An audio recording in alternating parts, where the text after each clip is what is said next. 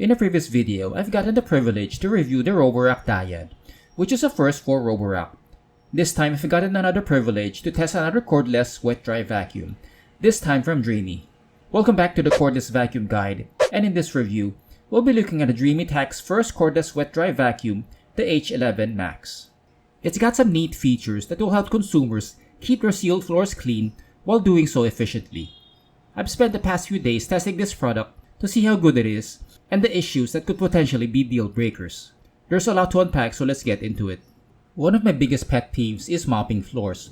Sure, traditional mops help keep our floors clean, but these are inefficient in my opinion. No matter what the type, it can only absorb a limited quantity of liquid. Once the cloth is full, it merely spreads liquid around. Consumers will have to wring or spin it dry constantly, and the worst part is it doesn't leave the floor completely dry. This is where a wet-dry cordless stick vacuum like a Dreame H11 comes into play. Its ability to efficiently pick up wet and dry messes outperforms any traditional mop. Let's quickly look at its features. The Dreame H11 Max has a twin water tank system, so clean and dirty water don't cross-contaminate. The clean water tank looks small beside a dirty water tank, but it actually has a larger capacity and can hold up to 700 milliliters of liquid. The dirty water tank can only hold up to 400 milliliters, so consumers will need to empty it more frequently. Inside the dirty water tank is a filter with a mesh outer covering, protecting debris from sticking on the inner piece. This is how it looks after the barrage of tests I did. Not bad considering I did several torture tests on various messes. Above the clean water tank is an interactive LED screen that shows various information to consumers like battery status and error codes in real time. The green ring on the outer edge is the dirt detection system that flashes orange if more debris is detected. The power button is conveniently located on the handle, and there are 3 switches: power, water absorption mode, and the self-cleaning button. The water absorption mode is great for picking up spills, at least according to the H11 manual, but based on tests, I don't see any difference between a default and water absorption modes. Another feature that aids consumers is the voice prompt that isn't turned on by default. Auto mode. Please install the dirty water tank. Consumers will have to push this button once to activate it. Also, the volume is adjustable. The voice prompt alerts consumers when to refill the clean water tank, empty the dirty water tank, Full. and other potential error codes.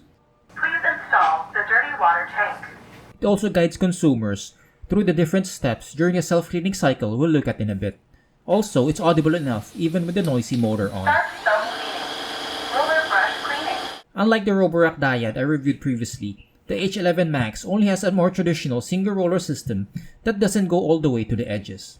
Cleaning performance is still excellent despite only having one roller, but there's a noticeable lag with cleaning heavy stains with only one roller to agitate. The self-cleaning feature does an excellent job at keeping the roller and hose clean even after this test. To activate, the vacuum should be on the base station with a charger plug. Press this button on top of the handle to engage. Once turned on, it cycles through different modes, and the voice prompt guides you through the different steps until it finishes. The charging base has storage slots for the cleaning brush and extra roller, which is a nice touch by Dreame in terms of convenience. Next, we'll look at the things I like, and the most obvious is its wet-dry cleaning performance. This product will pick up wet and dry messes well, and with above-average efficiency. I tested it on various messes, wet and dry, including this triumvirate of ketchup, Worcestershire sauce, and fish oil. The H11 did an excellent job liquefying chunky stuff like ketchup, making disposal easier. Even on this disgusting area I haven't cleaned for months, it did well, picking up dust and hair accumulation. The brush held up well, and most debris went inside the dirty water container, with some clumps of hair and dust left in the roller area. Normally I'd throw the dirty water tank inside the toilet, but I didn't want to clog the toilet with hair, so I had to remove all the clumps of hair before throwing the water waste. The H11 can also vacuum dry messes, taking full advantage of the roller's efficient pickup. But if you're using this to clean dry messes, be mindful where you're throwing the waste. This vacuum's wet-dry functionality means water will be present along with the debris, so throwing it in your toilet or drain could potentially clog them.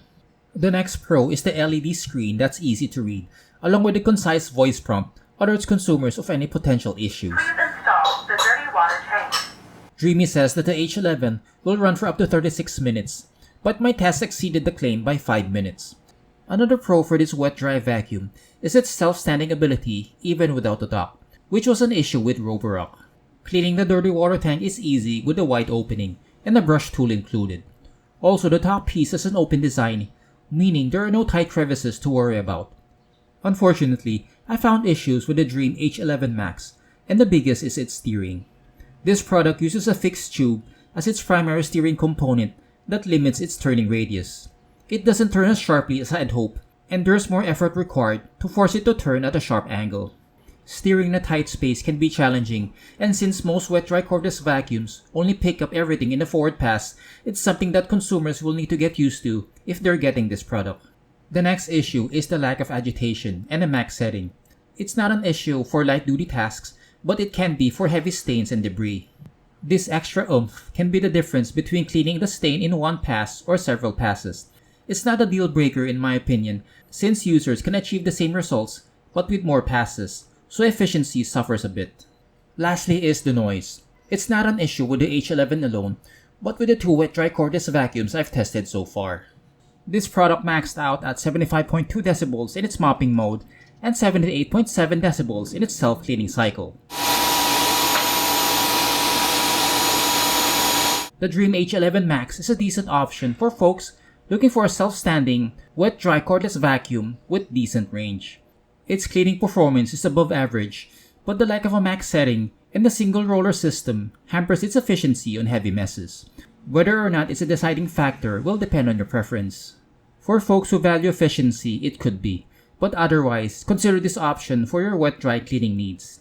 If you've made it this far, I'd like to say thank you, and consider giving this video a thumbs up if it's been helpful to you.